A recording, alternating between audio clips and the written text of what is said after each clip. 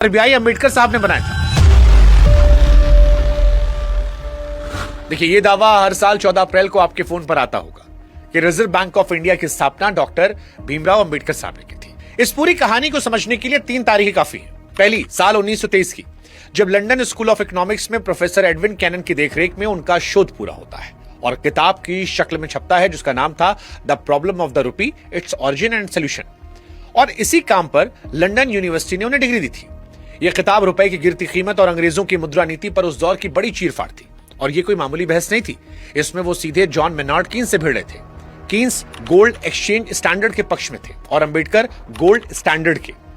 एक 32 साल का भारतीय दुनिया के सबसे बड़े अर्थशास्त्री के सामने खड़ा होकर असहमत हो रहा था। फिर दूसरी तारीख, 15 सितंबर 1925, जब royal commission on Indian currency and finance, जिसे हिल्टन यंग कमीशन कहते हैं, वो भारत के दौर पर था और अंबेडकर उसके सामने अपनी गवाही रखते हैं। ये गवाही आज भी पूरी दुनिया के दस्तावेजों में दर्ज है, सवाल और जवाब समेत। तीसरी तारीख है 1 अप्रैल 1935, जब इसी कमीशन की सिफारिशों पर reserve bank of India act 1934 के तहत आरबीआई खड़ा हो जाता है। अब आप खुद तय कीजिए, क्या इस कहानी में अंबेडकर की भूमिका है? बिल्कुल है, और बड़ी है। जिस कमीशन ने भारत का केंद्रीय बैंक खड़ा किया, उसके सामने एक भारतीय अपनी शोध की ताकत पर खड़ा होकर यह गवाही दे रहा। यह उस दौर के लिए मामूली बात नहीं थी। लेकिन क्या इसका मतलब यह है कि आरबीआई को अंबेडकर जी ने बनाया? तो जवाब है नहीं। कमीशन उन्होंने नहीं बनाया, उनके सदस्य वो नहीं थे। आरबीआई एक्ट उन्होंने नहीं लिखा। 1935 में जब बैंक खड़ा हुआ तब वो सरकार में भी नहीं थे। और सबसे बड़ी बात यह कि यह बैंक जिस मुद्रा व्यवस्था पर बना, वो कई जगह उनकी बताई राह से अलग थी। इसलिए सही वाक्य बनता है कि रिजर्व बैंक की बुनियाद रखने वाली बहस में अंबेडकर साहब एक अहम आवाज थे। और यहीं पर एक सवाल आपको अपने आप से पूछना है कि जिस आदमी के असली कामों की लिस्ट इतनी लंबी है कि एक वीडियो में ना समा पाए, उसके सीने पर हमें एक नकली मेडल टांगने की जरूरत क्यों पड़ रही है? झूठी तारीफ किसी भी व्यक्ति की सबसे बड़ी दुश्मन होती है और जिस दिन वो पकड़ी जाती है, सामने वाला उसी की आड़ में असली कामों पर भी सवाल खड़े करने लगता है। इसलिए इस दावे को आप आगे मत बढ़ाइएगा। अब एक और दावा, क्या अंबेडकर जी के पास 32 डिग्रियां थी और 64 विषयों में महारत हासिल थी? यह वो सवाल है जिस पर मुझे सबसे ज्यादा गालियां पड़ सकती हैं, लेकिन मैं फिर भी पूछूंगा। यह वाला मैसेज भी आपने बहुत सुना होगा। यह लिस्ट आपने देखी होगी, 32 डिग्रियों की पूरी सूची, 64 विषयों की महारत, कई भाषाओं का ज्ञान और सब कुछ अंबेडकर जी के आसपास। तो पहले असली लिस्ट सुन लीजिए जो दस्तावेजों से निकलती है। बंबई यूनिवर्सिटी से उन्होंने बीए किया, उसके बाद कोलंबिया यूनिवर्सिटी से एमए किया, फिर लंदन स्कूल ऑफ इकोनॉमिक्स से एमएससी, लंदन से डीएससी 1923 में, और उसके बाद ग्रेजुएशन से बैरिस्टर एट लॉ, कोलंबिया से पीएचडी 1927 में। यानी 6 डिग्रियां जो उन्होंने पढ़कर, परीक्षा देकर, शोध करके कमाई। इसके अलावा 2 मानद उपाधियां, साल 1952 में कोलंबिया से एलएलडी और 1953 में उस्मानिया यूनिवर्सिटी से डी लिट। अब आप सब जोड़ लीजिए, ये होती है 8। खुद भारत सरकार के सूचना विभाग की 2024 की प्रेस जानकारी में ये गिनतियां आई थी। 5 डिग्री, 2 मानद उपाधियां। 32 का आंकड़ा किसी भी सरकारी या यूनिवर्सिटी के रिकॉर्ड से कहीं नहीं मिलता। अब सवाल कि फिर ये 32 आती कहां से है, ये वायरल कहां से हुई? यही मजा है। वो लिस्ट आप उठाकर देखेंगे, उसमें अलग अलग लाइनों में लिखा है MA in economics, MA in sociology, MA in history, MA in philosophy. अब ये 4 अलग अलग डिग्रियां नहीं है, ये एक ही एमए के अंदर पढ़े गए विषय हैं जिन्हें तोड़कर 4 अलग अलग खानों में डाल दिया गया है। उसी तरह उसमें बंबई, नागपुर, पंजाब, कर्नाटक, केरल, बड़ौदा, मैसूर और रंगून जैसी यूनिवर्सिटियों से एलएलडी गिना दी गई है जिनका कोई रिकॉर्ड मौजूद नहीं है। और सबसे मजेदार बात ये, जो वेबसाइट ये लिस्ट छापती हैं, वो खुद अपनी ही लिस्ट के नीचे लिख देती हैं कि सही संख्या पक्के तौर पर पता नहीं। यानी छापने वाला भी जानता है कि वो क्या छाप रहा है। अब आते हैं उस तरफ जहां असली बात है। ये मिथक दुखद इसलिए नहीं है कि ये झूठ है, ये इसलिए दुखद है कि इसकी जरूरत ही नहीं थी। साल 1913 में एक ऐसा लड़का न्यूयॉर्क की कोलंबिया यूनिवर्सिटी में बैठकर अर्थशास्त्र पढ़ रहा था जिसे उसके अपने स्कूल में 10 साल पहले पानी का नल छूने की इजाजत नहीं थी।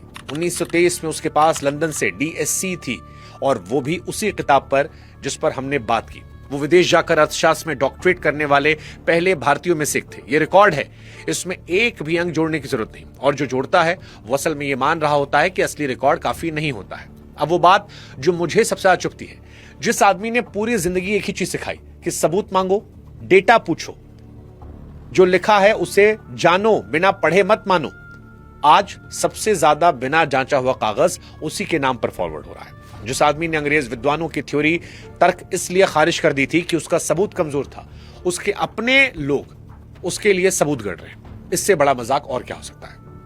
यह एक इंपॉर्टेंट पार्ट था। अब आते हैं अंबेडकर जी के अगले वायरल कोट पर। क्या अंबेडकर जी ने कभी यह कहा था कि मैं संविधान जला दूंगा?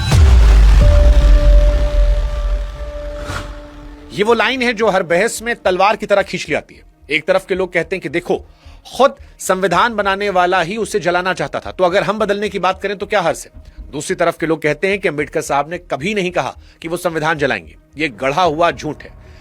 अब सच क्या है यह समझना जरूरी है। देखिए, यह कोई फर्जी कोट नहीं है, यह संसद के रिकॉर्ड में दर्ज है। तारीख थी 2 सितंबर 1953, जगह थी राज्यसभा, बहस चल रही थी आंध्र स्टेट बिल पर, यानी भाषा के आधार पर आंध्र राज्य बनाने की मांग।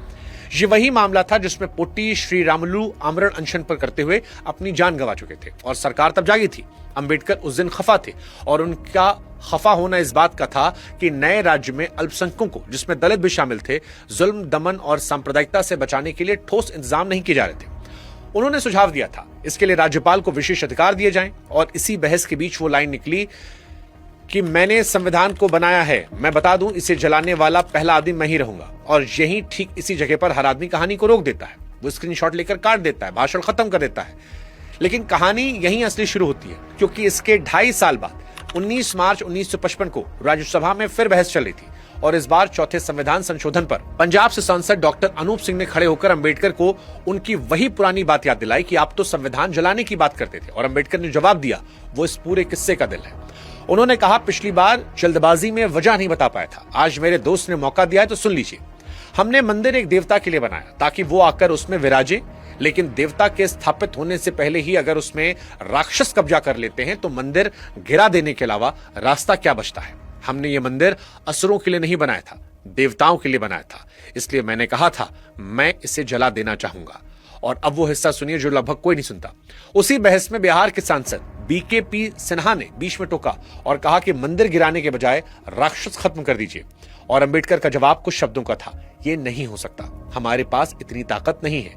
ये एक थके आदमी का जवाब था, संविधान से नफरत करने वाले का नहीं। और उसी दिन उसी बहस में यह भी कहा था कि जो संविधान इस देश को मिला है वो शानदार दस्तावेज है, और यह कहते हुए गर्व महसूस होता है। यानी एक ही आदमी एक ही दिन एक ही सदन में संविधान को शानदार भी कह रहा है और जलाने की बात भी दोहरा रहा है। विरोधाभास आपको यह लग रहा होगा, लेकिन यह विरोधाभास नहीं है, बशर्ते आप उनके तर्क को समझने की कोशिश करें। उनकी शिकायत उन पन्नों से नहीं थी, उनकी शिकायत उन लोगों से थी जो उन पन्नों को चलाने की कुर्सी पर बैठे थे। नाराजगी मंदिर से नहीं थी, मंदिर पर कब्जा जमाए लोगों से थी। और ये बात याद रखिएगा कि 1953 और 1955 की बात है, यानी उस दौर की जब वो हिंदू कोड बिल अटकने पर 1951 में मंत्री पद से इस्तीफा दे चुके थे और सरकार से उनका भरोसा लगातार टूट रहा था।